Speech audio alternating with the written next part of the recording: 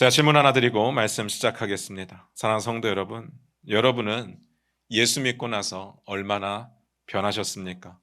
예수 믿기 이전과 예수 믿은 이후의 모습을 비교해 볼 때 확실하게 뭔가 변했다고 말할 만한 무언가가 있을까요?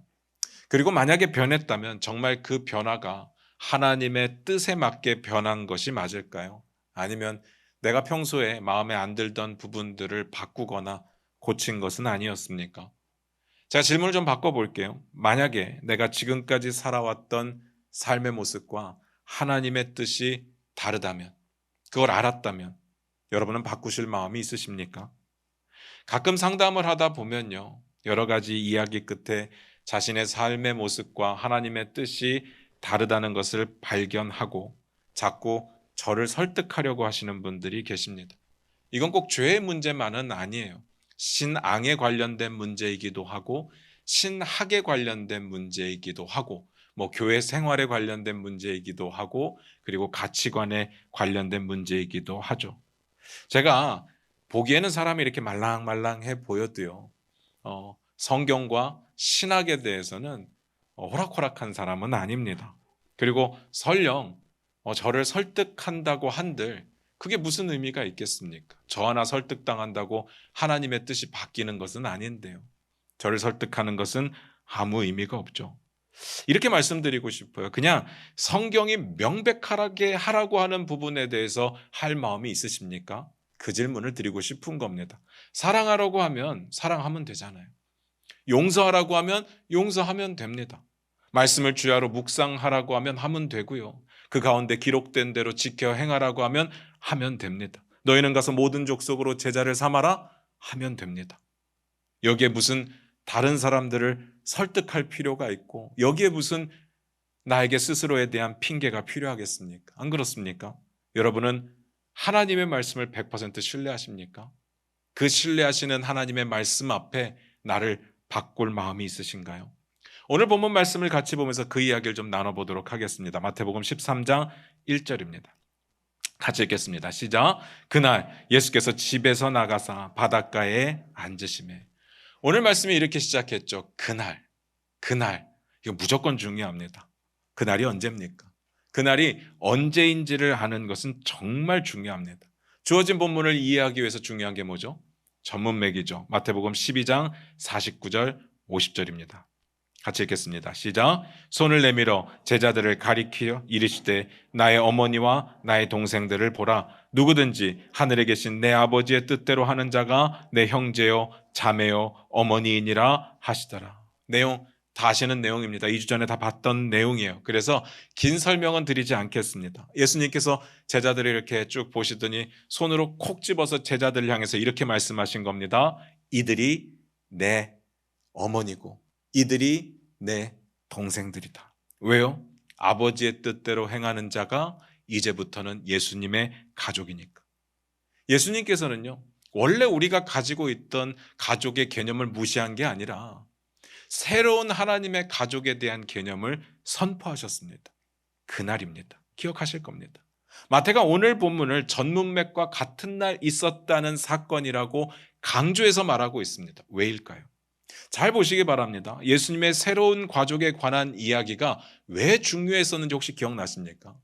예수님의 제자들이 하나님 나라를 선포하고 하나님 나라를 살아가다 보면 그들이 마주하는 상황이 뭐라고 했었는지 혹시 기억나십니까? 거절이었습니다. 그래서 예수님께서 뭐라고 말씀하세요? 내가 너희를 보내는 게 양을 이리 가운데 보내는 것과 같다라고 말씀을 하시잖아요. 긴 이야기는 다시 안 볼 텐데요. 이 정도면 죽으라는 말과 똑같은 이야기라고 했습니다. 그런데 마태가 강조하는 포인트가 뭡니까? 그래서 복음을 전하는 건 불가능하다. 그러니까 할 필요가 없다. 하지 마라. 아닙니다. 그럼에도 불구하고 받아들이는 사람들이 있습니다. 그러니까 포기하지 마라. 그리고 그렇게 받아들이는 사람들을 향해서 선포하는 겁니다. 이들은 내 가족이다. 우리가 예수 믿고 구원받는 것이 어떤 의미인지 여러분 좀 아셨으면 좋겠습니다. 죽어서 천국 가는 거 맞습니다. 그것만큼 큰 복이 없죠. 이 세상에서 우리가 살면서 누릴 수 있는 가장 큰 복 중에 하나입니다. 그런데 왜 그렇게 좋은 거를 사람들은 거절하는 겁니까? 왜 그렇게 좋은 거를 사람들은 살아내다 포기하는 겁니까? 맛도 보지 못하고 예수 믿고 바로 죽지 않기 때문에 그렇습니다. 죽어서 천국 가는 건데 여전히 힘든 이 세상 가운데 예수 믿는 사람으로 살아가는 게 쉽지 않기 때문에 그래요. 그래서 포기하죠. 하나님 나라가 뭔지 모르니까. 그러니까 우리들에게 말씀하시는 겁니다. 나를 주인으로 영접한 너희는 내 가족이다. 우리는 주의 가족으로 하나님 나라를 이 땅에서 살아가는 겁니다. 이미 이 땅 가운데서 왕 대신 우리 아버지와 함께 이 땅에 하나님 나라를 살아가는 겁니다. 저는 그런 상상을 가끔 합니다. 제가 가르친 제자들 중에 훌륭한 사람들이 많이 나왔으면 좋겠어요. 그래서 뭐 텔레비전이든 뭐 어디든 이렇게 인터뷰를 하게 되고 소감을 말할 때 저는 이런 이야기를 해주면 참 좋겠다는 생각을 했습니다. 우리 중앙교회 서영선 목사님이 제 아버지 같은 분입니다. 그분에게 영향을 많이 받았습니다. 막 이런 이야기 들으면 얼마나 가슴이 뿌듯할까, 감동적이지 않겠습니까? 제발 그렇게 해달라고 제가 부탁을 드리는 게 아니에요. 제가 여러분에게 그런 존재가 되려고 노력하겠다는 이야기입니다. 여러분들이 평생을 살아가면서 저를 가족같이 여겨준다면 저는 너무 감동일 것 같아요. 그 정도만 해도 감동인데 예수님께서 나를 향해서 이야기하시는 거예요. 너는 내 가족이다. 이건 뭐 말이 필요 없는 내용 아니겠습니까? 감동이죠. 마태는요, 이 이야기를 오늘 본문의 내용과 굳이 연결을 시키는 겁니다. 마태복음 13장 1절 2절 같이 봅니다. 같이 읽겠습니다. 시작. 그날 예수께서 집에서 나가사 바닷가에 앉으심에 큰 무리가 그에게로 모여들거늘 예수께서 배에 올라가 앉으시고 온 무리는 해변에 서 있더니. 우리 이거 2주 전에 잠깐 봤던 내용이에요. 예수님께서 그날, 아까 봤던 그날 집에서 나오셔서 바닷가로 가셨습니다. 바닷가에 앉으셨는데 사람들이 막 몰려오는 겁니다. 그러니까 그 사람들과 약간의 거리를 두면서 배에 올라가 앉으셨죠. 무리들은요, 예수님을 우러러 바라보는 형상이 되었습니다. 그 다음 볼까요? 마태복음 13장 3절입니다. 같이 읽겠습니다. 시작. 예수께서 비유로 여러 가지를 그들에게 말씀하여 이르시되 씨를 뿌리는 자가 뿌리러 나가서.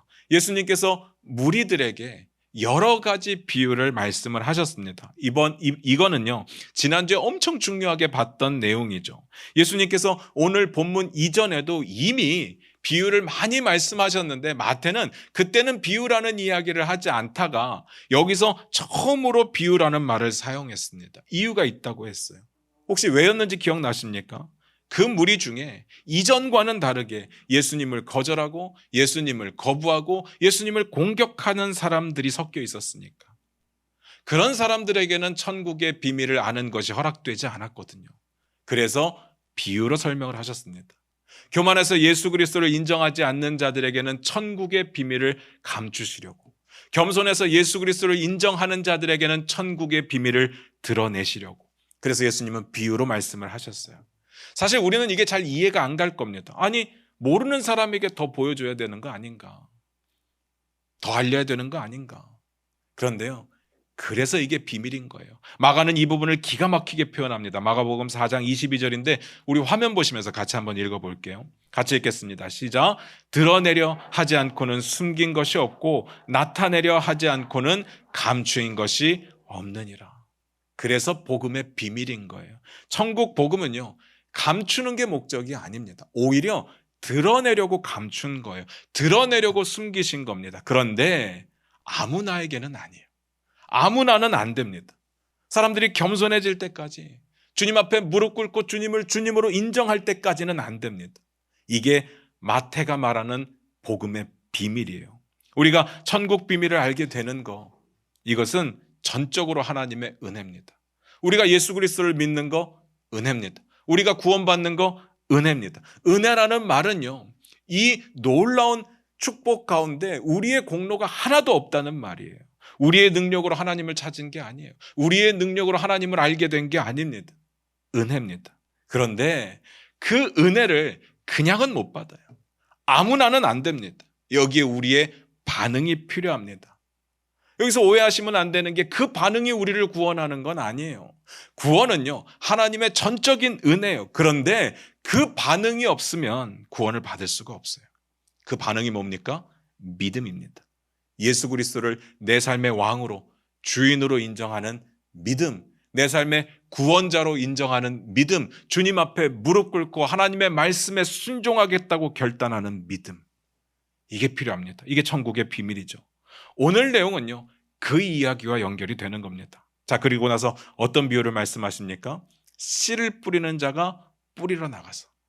혹시 여러분 이 비유의 내용 아시겠습니까? 이 정도만 들어도 어떤 내용인지 아시겠습니까? 이 비유의 제목이 뭡니까? 우리 어렸을 때 뭐라고 배웠습니까? 씨 뿌리는 자의 비유. 씨를 뿌리는 자가 뿌리러 나갔기 때문에 우리는 그 첫 구절을 이용해서 씨 뿌리는 자의 비유라고 배웠습니다. 근데 솔직히 저는 이 제목이 마음에 안 들어요.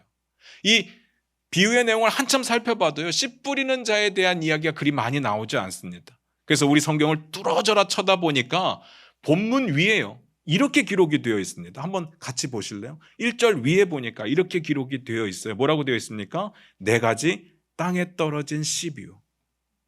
원래 제목이 이거였나 봐요.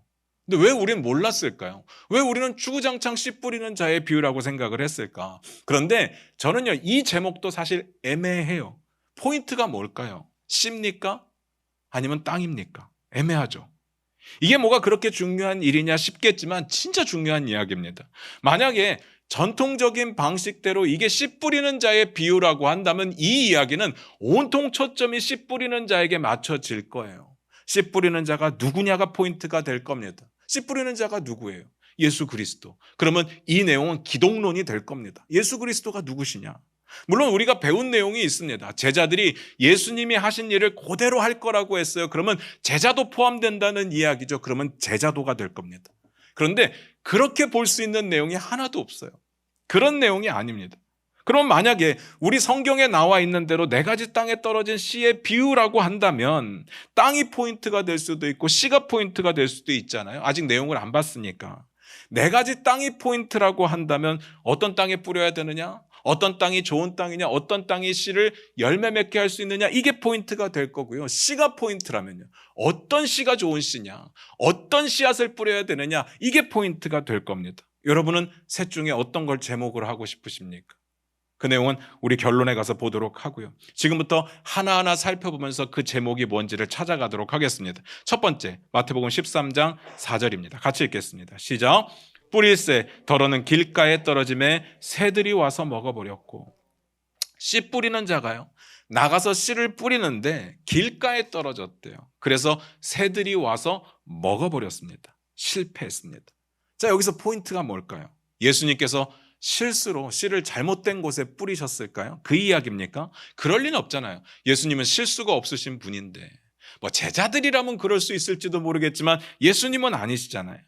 예전에 우리가 봤던 내용 중에 제자들이 밀밭 사이로 다니다가 배가 고프니까 밀이삭을 잘라서 먹었던 이야기를 봤었어요. 그때 이걸 가지고 안식일에 해도 되느냐 안 되느냐 엄청 논쟁이 있었잖아요.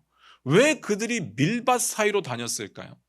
그때 당시 길은요, 밭 사이에 나 있었습니다. 우리가 생각하는 아스팔트 대로가 아니에요. 그러니까 씨를 뿌리다 보면 당연히 길가에 떨어지게 되어 있다는 이야기입니다. 씨 뿌리는 사람이 잘못 뿌린 게 아니에요. 포인트가 거기에 없습니다. 그러면 씨가 문제인가요? 씨가 어떤 씨인지 알 수 있는 대목이 있나요? 전혀 없습니다. 그럼 뭐가 문제겠어요? 땅이 문제죠. 땅이 포인트입니다. 그래서 결과는요, 이런 땅에서는 씨가 자라날 수도 없고 열매 맺을 수도 없다는 게 포인트입니다. 왜요? 땅이 잘못됐으니까. 계속 한번 볼까요? 한 가지만 정리하고 말씀을 드릴게요. 여러분 뭐 당연히 아실 거니까 간단하게만 설명을 드립니다. 씨는 당연히 복음이겠죠. 씨를 뿌리는 것은 하나님 나라를 선포하는 거고, 그리고 살아내는 것을 이야기하는 것일 것입니다. 여기까지는 당연한데요, 제가 말씀드리고 싶은 포인트는 이겁니다. 여러분은 비유를 들었을 때, 방금 우리 비유의 첫 내용을 봤잖아요. 딱 듣자마자 아셨습니까? 이거 무슨 내용이구나 딱 아셨습니까? 제가 왜 묻는지 아시겠습니까? 예수님께서 비유를 말씀하신 이유가 뭐라고 했어요? 교만한 자들에게는 감추시려고, 교만한 자들은 들어도 모르게 하시려고. 자, 여러분은요, 겸손한 자이십니까? 교만한 자이십니까? 예수 믿는 사람들은 다 겸손한 자들이라고 했는데, 그러면 여러분은 딱 들어서 아셨습니까? 어떻습니까? 여러분 마음 가운데 막 변명하고 싶은 마음이 들 겁니다. 제가 다 이해는 했는데 이거 말로 설명하자니 잘 안 되는 것 같습니다. 대부분 물어보면 이렇게 이야기를 해요. 그런 변명이 굳이 필요가 없습니다. 지금 그 이야기를 드리는 거예요. 예수님께서 나중에 이 비유를 제자들에게 설명하시는 내용이 나와요. 마태복음 13장 19절입니다. 왜 뒷부분을 보는지 여러분 아시겠죠? 우리가 지지난주에 볼 때 그 중간 부분을 봤었어요. 그 부분을 보고 보는 것이 이해가 더 빠르기 때문에 그 부분을 봤고요. 앞에서는 비유를 말씀하셨고 뒤에서는 비유에 대한 해석을 말씀하시는데 그 부분을 보려고 하는 겁니다. 마태복음 13장 19절입니다. 같이 읽겠습니다. 시작. 아무나 천국 말씀을 듣고 깨닫지 못할 때는 악한 자가 와서 그 마음에 뿌려진 것을 빼앗나니 이는 곧 길가에 뿌려진 자요. 천국의 말씀을 듣고 깨닫지 못할 때는이라고 되어 있어요. 정말 중요한 내용이에요. 들었는데 깨닫지 못하는 사람들이 있죠. 많습니다. 그런데 그렇게 깨닫지 못할 때는 어떤 일이 벌어지느냐? 악한 자가 와서 그걸 빼앗아 간대요. 이 최악의 상황입니다. 이 악한 자는 사단을 말하는 거거든요. 복음이 뿌려졌는데 그거를 사단이 빼앗아 간다는 이야기예요. 그런데 제가 물었던 질문이 뭡니까? 우리는 깨달았습니까? 이걸 못 깨달았으면, 이해를 못했으면 사단이 빼앗아 간다는 이야기거든요. 그런데 제가 걱정할 필요가 없다고 말씀을 드리는 거예요. 제자들은 이 비유를 듣고 다 이해했을까요? 다 깨달았을까요? 누가복음 8장 9절부터 10절인데 우리 화면 보시면서 같이 읽을게요. 같이 읽겠습니다. 시작. 제자들이 이 비유의 뜻을 물으니 이르시되 하나님 나라의 비밀을 아는 것이 너희에게는 허락되었으나 다른 사람에게는 비유로 하나니 이는 그들로 보아도 보지 못하고 들어도 깨닫지 못하게 하려 함이라. 제자들이 비유를 듣고 나서 그 비유의 뜻을 예수님께 물었습니다. 이게 뭔 뜻입니까? 이걸 유추해 보면요, 제자들도 비유의 뜻을 깨닫지 못했다는 이야기예요. 그러면 헷갈리죠. 길가에 뿌려진 씨앗이 받아들여지지 않으면 사단이 빼앗아 간다고 했는데 제자들에게 뿌려진 씨앗은 받아들여지지 않았는데 사단이 왜 안 빼앗아 가는 걸까? 헷갈리지 않습니까? 그런데 이건 엄연한 차이가 있어요. 사단에게 빼앗기고 안 빼앗기고 할 때 깨달음은요, 교만하게 거절을 했느냐 겸손하게 받아들였느냐 할 때의 깨달음의 문제예요. 제자들이 깨달았느냐 못 깨달았느냐 할 때의 깨달음은요, 이미 제자이기 때문에 그들은 겸손하게 예수 그리스도를 인정한 상태예요. 그 상태에서 비유를 들었는데 이해가 안 되었다는 이야기입니다. 그래서 이 깨달음은 내 것으로 만들었느냐 온전히 내 것이 되었느냐의 문제인 거예요. 차원이 다르죠. 그래서 제자라면요, 우리 예수 그리스도를 믿는 우리들이라고 한다면 못 알아들어도 걱정할 필요가 없어요. 왜요? 너희에게는 아는 것이 허락되었으니까요. 그래서 예수님께서 다 친절하게 설명을 다시 해주시는 거죠. 그걸 이해하고 받아들이면 돼요. 이걸 거절하는 건 문제가 되죠. 그러니까 결론적으로 포인트는 땅의 이야기입니다. 그 땅 중에 길가는 교만해서 복음을 아예 거절하는 사람들에 관한 이야기입니다. 여기까지 이해가 되세요? 두 번째 봅니다. 마태복음 13장 5절부터 6절입니다. 같이 읽겠습니다. 시작. 더러는 흙이 얕은 돌밭에 떨어짐에 흙이 깊지 아니하므로 곧 싹이 나오나 해가 돋은 후에 타서 뿌리가 없으므로 말랐고. 두 번째도 역시 결과적으로 결실을 맺지 못했습니다. 실패죠. 이유는 땅 때문입니다.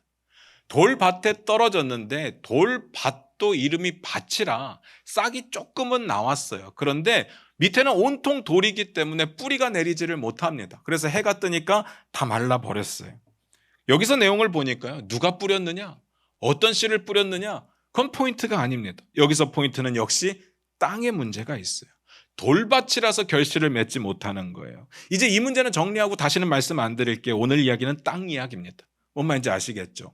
자, 실패인 건 알겠는데 무슨 뜻일까요? 마태복음 13장 20절 21절을 같이 읽겠습니다. 같이 읽겠습니다. 시작.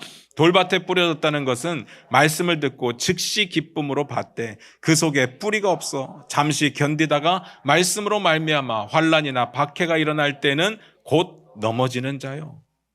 말씀을 받기는 받았어요. 게다가 기쁨으로 받았어요. 이 기쁨으로라는 말 때문에 우리가 헷갈리는 거예요. 기쁨으로 받았으면 제자 아닙니까? 라고 생각할 수 있죠. 그런데 말씀으로 말미암아 환난과 박해가 일어날 때 넘어진답니다. 이런 사람은 제자가 아닌 거죠. 우리는 이런 생각이 들 겁니다. 아니, 기쁘게 받아들였는데 도대체 뭐가 문제였습니까? 기쁘게 받아들였으면 된 거 아닙니까? 잘 생각하셔야 돼요. 제가 늘 강조하는 이야기가 있어요. 믿음은요, 감정이 아닙니다. 기쁨 자체가 믿음은 아니에요. 우리가 신앙생활 하다 보면 하나님 때문에 기쁜 일들이 수도 없이 많겠지만 기쁨이라고 하는 것이 곧 믿음은 아니에요. 그럼 믿음은 뭡니까? 우리의 삶에 하나님이 왕 되시고 주인 되시는 것을 살아내는 삶으로 연결돼야 그걸 신앙이라고 부르는 거죠. 어떤 분이 이 부분에 대해서 이렇게 해석을 하셨어요. 복음의 메시지는 기쁨으로 받아들였는데 헌신으로 연결되지 않았기 때문에, 몸을 들여서 하나님께 영광 돌리지 않았기 때문에 그래서 빼앗기는 거래요. 전 100% 동의합니다. 복음을 듣고 생각으로는, 이성적으로는 동의가 돼요. 그런데 내 삶이 바뀌지는 않습니다. 중요한 건 내가 삶을 바꿀 마음 자체가 없어요. 이건 받아들인 건 아닙니다. 받아들인 것처럼 착각한 거죠. 여러분, 구별해야 됩니다. 삶으로 살아내려고 몸부림치다가 실패하는 것하고 나는 처음부터 바꿀 마음이 없었던 것하고는 완전히 다른 이야기예요. 이성적인 충족이 있어서 기뻤던 것뿐입니다. 그러나 우리의 믿음이 우리의 삶의 변화를 동반하지 않는다면 정말 죄송한 이야기인데요, 그 믿음은 진짜가 아닐 가능성이 큽니다. 야고보서 기자가 이렇게 말하잖아요. 제가 읽어드릴게요. 야고보서 2장 26절이에요. 화면 보세요. 영혼 없는 몸이 죽은 것 같이 행함이 없는 믿음은 죽은 것이니라. 행함이 따라오지 않는 믿음, 삶이 변하지 않는 믿음은 죽은 거래요.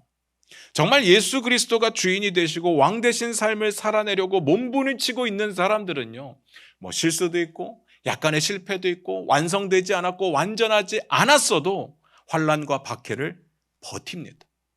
버텨요. 왜요? 예수님 주인이시니까. 예수님 왕이 되시니까요. 그런데 예수님이 진짜로 주인이 아닌 사람들, 정말 처음에는 교회에서 엄청 열심히 하고 엄청 봉사하는 사람들이 있는데 어떤 사람들 가운데는 복음 때문에 무너지는 사람이 있어요. 약간의 환난과 박해가 복음 때문에 주어지면 물러나는 사람들이 있다는 거죠. 나는 그렇게는 살 수가 없으니까. 초대교회를 보면 그런 사람들 많았잖아요. 박해 가운데 배신하는 사람들이 있었어요. 우리 코로나 지경에 여러 가지 상황들을 보지 않았습니까? 대한민국 기독교 인구가 뭐 1200만, 1100만 이렇게 자랑하던 때가 있었는데요. 코로나가 지나면서 500만이니 600만이니 반토막이 났어요. 사람들이 예수 믿는 사람들을 향해서 손가락질하고 예수 믿는 사람들을 향해서 위협하고 협박하니까 교회를 떠나는 사람들이 생겼다는 이야기입니다. 역시 땅의 문제예요. 이건 받아들인 게 아니라 그냥 가지고 있다가 좋은 거니까 이성적으로 동의가 되니까 가지고 있다가 버린 거죠. 땅의 문제입니다. 세 번째, 마태복음 13장 7절입니다. 같이 읽겠습니다. 시작.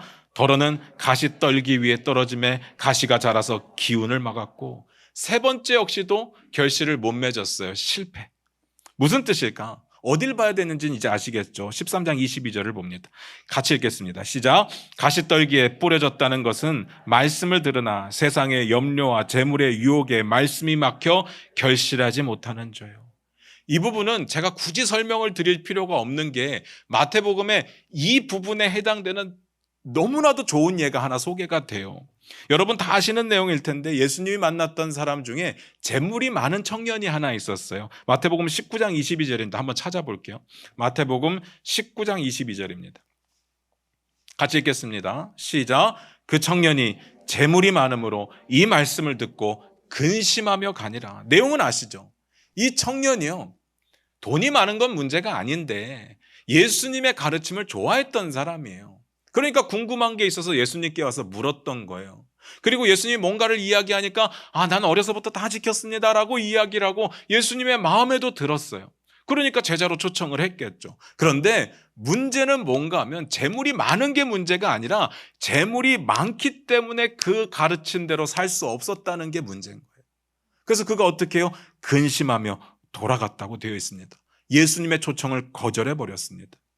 예수님의 가르침이 좋은 것하고 믿음은 상관이 없어요. 착각하면 안 됩니다. 여전히 세상의 염려와 재물의 유혹이 내 삶에 너무 크다. 그래서 하나님의 말씀대로 살아갈 수가 없다. 내가 내 삶을 바꿀 마음이 없다. 아니, 나중에는 바꿀 수 있을지 모르겠지만 지금은 상황이 아니다. 라는 생각이 드신다면 그건 믿음이 아닐 가능성이 큽니다. 제가 왜 가능성이라고 말씀을 드리는가 하면 아직 모를 수가 있어서 그래요. 이제 믿음 시작해서 아직 몰라서 그런 사람들이 있기 때문에 그렇습니다. 어쨌든 땅이 문제인 거예요. 그리고 이 땅은 복음을 듣는 사람들을 말하는 거죠. 그러면 다 그러느냐? 모든 땅이 다 이런 상태냐? 그럼 너무 우울하죠. 이런 땅밖에 없으면 우리가 복음을 왜 전합니까? 마지막 네 번째입니다. 마태복음 13장 8절입니다. 같이 읽겠습니다. 시작. 더러는 좋은 땅에 떨어짐에 어떤 것은 100배, 어떤 것은 60배, 어떤 것은 30배의 결실을 하였느니라. 너무나도 감사하게 마지막 네 번째 땅은요, 상황이 완전히 달랐습니다. 드디어 결실을 맺었는데 그것도 100배, 60배, 30배의 결실을 맺었대요. 여러분 그거 생각해 보셨어요? 뭐에 대해서 100배일까요? 우리가 성경을 좀 알면 째보다 100배는 아닐 거 아닙니까? 째보다 60배는 아닐 거 아닙니까? 성경은 그런 논리가 없거든요. 그럼 무슨 뜻이냐? 하나를 심고 100알을 거뒀다는 이야기예요. 하나를 심고 60알을 거뒀다는 이야기예요. 상상을 해보세요. 곡식을 심는데 내가 먹으려고 심는 거잖아요. 아니면 팔려고 심는데 하나를 심어서 하나를 거두면 누가 심겠습니까? 이거 무한 반복이잖아요. 하나를 거둬서 또 심으면 또 하나를 나오고. 이건 무한 반복이에요. 그렇게 생각하는 사람들은 없을 거예요. 이때 당시 이 말씀을 하실 당시에 보통은요, 하나를 심으면 10알을 거뒀다고 해요. 10배의 결실이 있었대요. 그래서 어쩌면 이 100배라고 하는 말이 이 10배, 100배일 수도 있어요. 그러면 1000알이 된다는 이야기인데 여러분 상상을 해보세요. 벼 하나에 1000알 달려있으면 좀 이상하잖아요. 그래서 하나를 심어서 100알 얻는 걸로 우리가 좀 가정을 해볼게요. 여러분 식당에 가셔서 공깃밥 시켜 먹어보신 적이 있으십니까? 혹시 공깃밥 시키실 때 이상한 거 못 느끼셨습니까? 왜 식당마다 공깃밥의 크기는 다 똑같을까? 이상하지 않습니까? 모든 식당의 사이즈가 다 똑같아요. 이 식당들이 모여서 담합을 한 걸까요? 여러분 집의 밥그릇하고 우리 집의 밥그릇하고 크기가 다를 수 있잖아요. 같은 회사 거를 샀으면 같겠지만 다른 회사 거면 다를 수 있어요. 근데 식당은요, 왜 다 똑같은 거예요? 그래서 제가 궁금해서 찾아봤습니다. 이 공깃밥을요, 60년대 정부에서 사이즈를 정해줬대요. 왜 그런지 아세요? 밥 많이 먹지 말라고. 쌀 소비량을 줄이기 위해서. 그래서 우리가 밥 먹을 때 공깃밥 하나가 작은 거예요. 늘 배고픈 거예요. 그러다가 72년인가에 통일벼라는 새로운 품종이 개발이 됩니다. 그때부터 쌀 수확량이 평소보다 30% 정도 개선이 돼요. 그래서 우리나라의 쌀이 자급자족이 되었습니다. 근데 지금은요, 사람들이 쌀을 안 먹잖아요. 뭐 건강 때문에, 다이어트 때문에 안 먹잖아요. 지금은 남아 돌아요. 남아 돌잖아요. 이걸 잘 보여주는 내용이 있습니다. 우리가 사용하는 동전 50원짜리에 무슨 그림이 있는지 아세요? 벼가 있죠. 그 벼가 몇 알인지 세어보셨습니까? 그걸 누가 세어봐요, 그렇죠? 이게요, 옛날에는 28개의 벼 알이 있었대요. 이삭이 있었대요. 근데 왜 28개냐? 이거를 세계 뭐 농산물 뭐 어딘가에서 이렇게 권장을 했대요. 동전에다가 이런 걸 넣어달라고. 그래서 일본이 그 이야기를 듣고 벼 이삭을 넣었는데 27개를 넣은 거예요. 우린 질 수 없잖아요. 한 개 더해서 28개가 됐습니다. 그런데 72년도에 개량이 되면서 통일벼가 나오면서 이게 43개로 늘어나요. 그래서 우리가 지금 가지고 있는 동전에는 43개의 벼 이삭이 그려져 있습니다. 그 정도만 해도 남아 돌아요. 그런데 성경은요, 60배, 100배를 이야기하죠. 상상을 초월합니다. 하나님의 축복이 그렇다는 거예요. 그러면 이 땅은 왜 그렇게 결실을 잘 맺는 거예요?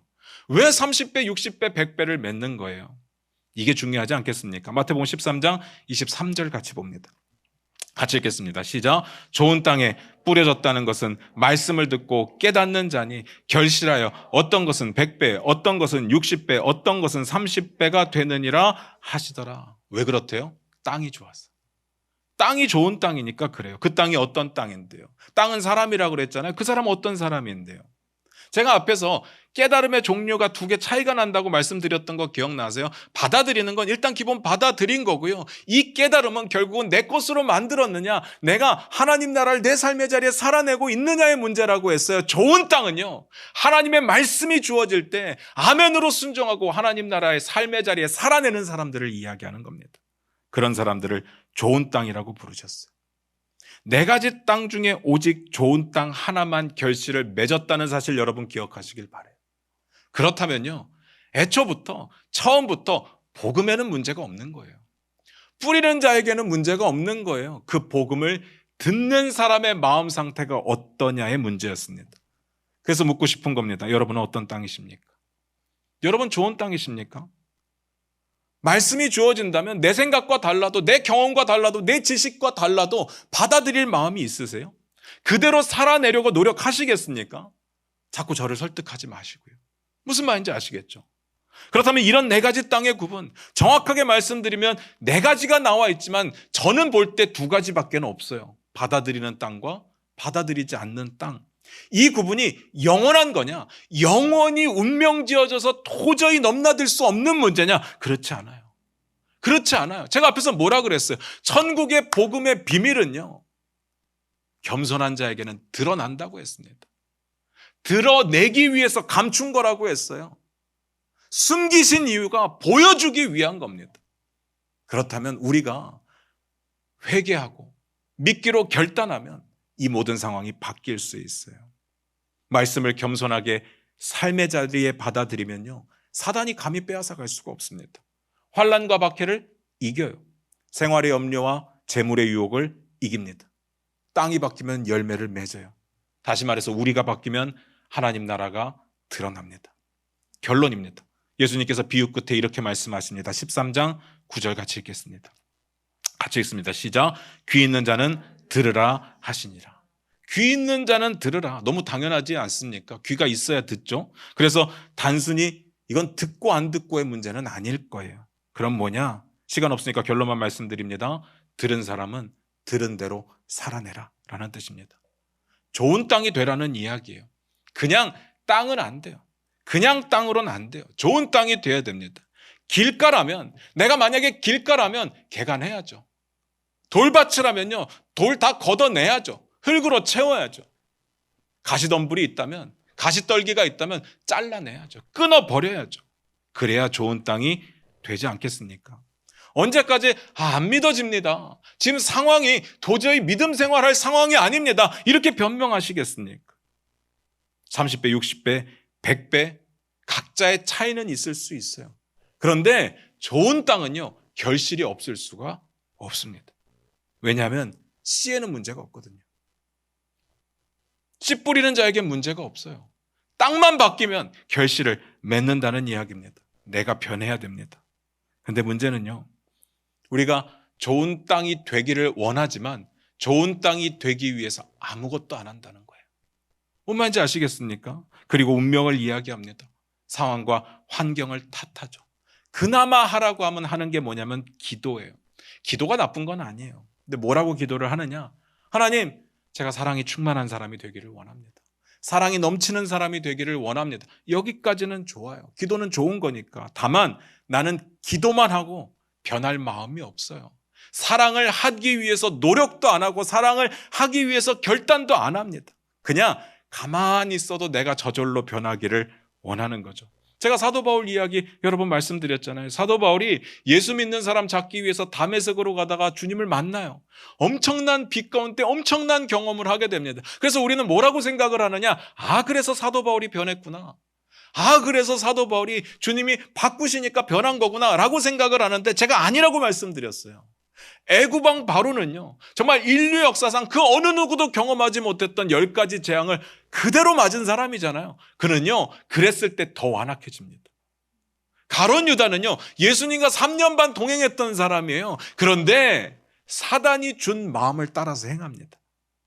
하나님께서 도움을 주시는 건 맞아요. 그런데 내가 아무것도 안 해도 내가 좋은 땅으로 바뀌느냐? 그렇지는 않습니다. 대부분의 믿음이 좋은 사람들이 이렇게 간증하는 걸 들어보셨을 겁니다. 이것 때문에 헷갈리는 거예요. 저는 아무것도 아닌데, 아무것도 할 줄 모르는데 하나님께서 나를 바꿔놓으셨습니다 라는 간증을 듣게 돼요. 아, 저 사람 가만히 있었는데 하나님이 좋은 사람으로 바꿨구나, 믿음의 사람으로 바꿨구나, 이렇게 생각하시면 안 되는 겁니다. 하나님이 말씀을 주실 때, 하나님께서 우리를 바꿔놓고자 하실 때 그는 처절하게 순종했다는 이야기예요. 그런데 자격도 안 되고 능력도 안 되는데 하나님께서 나를 바꾸셔서 하나님의 일꾼으로, 하나님의 자녀로 사용하셨다는 이야기지, 가만히 있어도 된다는 이야기는 아니었습니다. 무슨 말인지 아시겠습니까? 사랑하는 성도 여러분, 여러분은 좋은 땅이십니까? 어떻습니까? 아니면 좋은 땅이 되기 위해서 뭘 하고 계십니까? 땅을 파서 돌을 걷어내든지 가시떨기를 잘라내든지, 우리의 땅이 이대로만 안 되는 것 아니겠습니까? 뭔가 변화를 줘야 되는 건 우리의 몫입니다. 그래야 주님의 가족이죠. 말로만 주여 주여, 우리는 그렇게 생각할 수도 있겠지만 그건 소용없습니다. 예수 그리스도를 진짜 내 삶의 주인으로, 왕으로 영접해야 되겠죠. 누가 가족이라고 했습니까? 아버지의 뜻대로 행하는 자가 이제부터는 내 가족이다. 사랑하는 성도 여러분, 감히 이렇게 묻고 싶습니다. 여러분, 변할 마음은 있으시죠? 변하기 위해서 어디까지 포기할 수 있겠습니까? 나를 포기할 수 없다면 우리는 죽어도 삶을 바꿀 수가 없을 겁니다. 그래서 그건 믿음이 아닌 거죠. 2023년에는 우리 다 같이 좋은 땅이 되셨으면 좋겠습니다. 여러분, 이미 겸손하게 예수 그리스도를 주인으로 받아들이신 분들이잖아요. 그래서 앞에 세 가지하고 우리는 상관은 없을 거예요. 그렇게 믿고 싶습니다. 그러면 이미 받아들인 사람들에게 필요한 것은요, 삶으로 살아내며 순종하는 게 필요합니다. 2022년하고는 달라야 되지 않겠습니까? 2013년도하고는 달라져야 되지 않겠습니까? 2003년도하고는 다른 2023년이 돼야 되지 않겠습니까? 우리의 입술에 나도 옛날에는, 왕년에는 금식 기도도 해봤고 철야 기도도 해봤고 새벽 예배도 한 달 동안 빠지지 않고 해봤고, 옛날을 자꾸 이야기하는 우리가 아니라 지금 어제보다 내가 더 나은 삶을 살고 있다고 자부할 수 있어야 되지 않겠습니까? 저와 여러분이 2023년도에는 함께 좋은 땅 만들어서 하나님의 말씀대로 살아내는 그런 삶을 사시기를 주님의 이름으로 축원드립니다. 기도하겠습니다.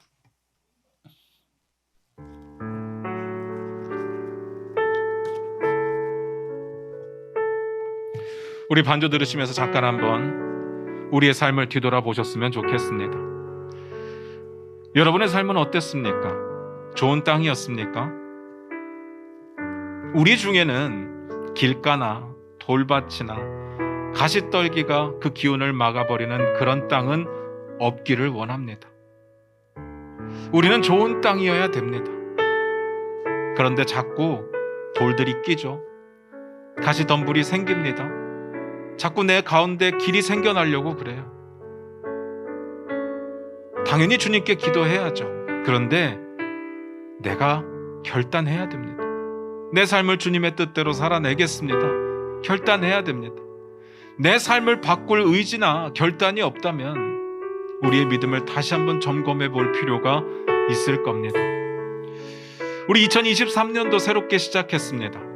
제가 늘 말씀드리지만 우리의 문제의 지적은 그래서 쓸데없다는 게 아니라, 의미가 없다는 게 아니라, 불가능하다는 게 아니라, 그래서 결단해야 된다는 이야기죠. 그래서 열심히 살아내야 된다는 이야기입니다. 하나님이 기뻐 받으시는 하나님의 가족으로 사시기를 주님의 이름으로 부탁드립니다. 저와 여러분의 삶에 하나님 나라가 드러나기를 소망합니다. 우리의 삶이 변하여 열매 맺는 삶 되기를 원합니다. 30배, 60배, 100배의 놀라운 결실이 맺어지기를 원합니다. 여러분, 오늘 이 시간 결단하며 주님 앞에 나아가기를 원합니다. 기도하겠습니다.